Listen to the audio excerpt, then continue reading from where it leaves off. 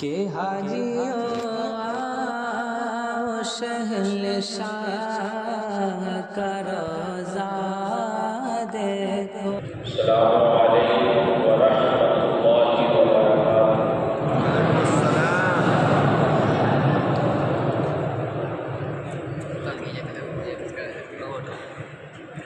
نحمدہ ونصلی علی رسولہ الکریم، اما بعد فاعوذ باللہ من الشیطان الرجیم، بسم اللہ الرحمن الرحیم۔ وَأَذِّن فِي النَّاسِ بِالْحَجِّ يَأْتُوكَ رِجَالًا وَعَلَىٰ كُلِّ ضَامِرٍ يَأْتِينَ مِن كُلِّ فَجٍّ عَمِيقٍ۔ آمنت باللہ،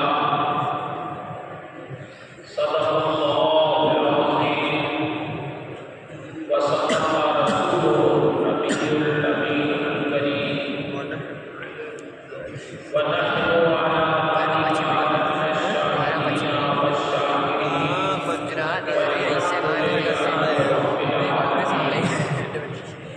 انتہائی عقیدت و محبت اور احترام کے ساتھ بارگاہ رسالت صلی اللہ علیہ وسلم میں درود شریف کا نذرانہ پیش کریں۔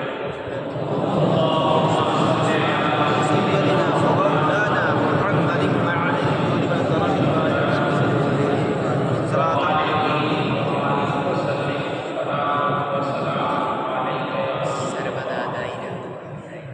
معزز حاضرین مجلس، بالخصوص طالبان علوم نبویہ، آج